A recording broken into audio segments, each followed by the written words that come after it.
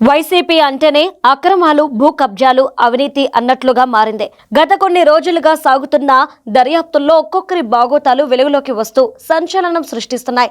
ముఖ్యంగా YCP chief, మాజీ ముఖ్యమంత్రి వైఎస్ జగన్మోహన్ రెడ్డికి అత్యంత ఆప్తుడు, ఆయన పర్సనల్ అసిస్టెంట్ గా వ్యవహరించిన కేఎన్ఆర్ సాగించిన వేల కోట్ల ల్యాండ్ మాఫియా సామ్రాజ్యం, అలాగే మరో వైసీపీ నేత వినుగొండ మాజీ ఎమ్మెల్యే బొల్లా బ్రహ్మనాయుడు హైదరాబాద్లో 1000 కోట్ల రూపాయల ప్రభుత్వ భూమిని కొట్టేయడానికి పన్నిన కుట్రలు సస్పెన్స్ థ్రిల్లర్ వెబ్ సిరీస్లను తలపిస్తున్నాయి. అధికార బలంతో వైసీపీ ముఠాలు ఏ స్థాయిలో రెచ్చిపోయాయో చెప్పడానికి ఈ రెండు ఘటనలే నిదర్శనం. జగన్ నీడలా ఉంటూ నాటి వైసీపీ నెంబర్ 2 నేత మాజీ ఎమ్మెల్యే చెవిరెడ్డి భాస్కర్ రెడ్డిలతో చేతులు కలిపిన కేఎన్ఆర్ బంధువులు, స్నేహితులను బినామీలుగా పెట్టి సింగపూర్ ఆధారిత షెల్ కంపెనీల ద్వారా విదేశీ నిధుల పేరిట భారీ దోపిడీకి తెరలేపాడు.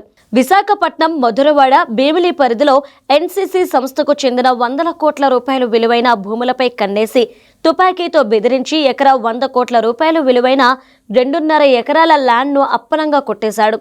లిక్కర్ స్కామ్ సొమ్మును ఇక్కడికి మళ్లించి బినామీల పేరిట సగం ధరకే రిజిస్ట్రేషన్లు చేయించి వైట్గా మార్చేశాడు.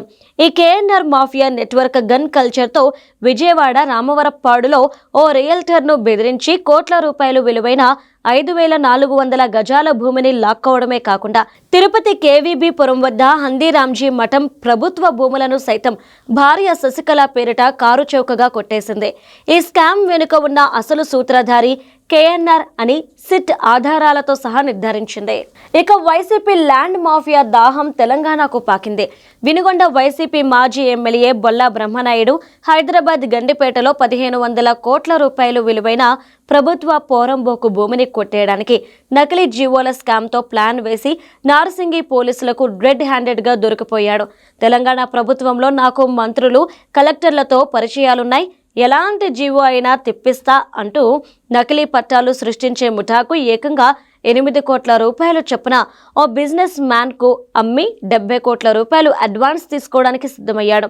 అయితే ఈ నకిలీ జీవోలు వాట్సాప్లో వైరల్ కావడంతో తహసీల్దార్ ఫిర్యాదుతో కుట్ర బయటపడింది.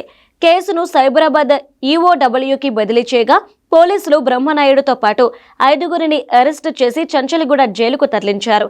ఈ ఇద్దరు నేతల వ్యవహారాలు వైసీపీ హయాంలో జరిగిన దోపిడీ పాలనకు నిలువెత్తు నిదర్శనంగా నిలుస్తున్నాయి.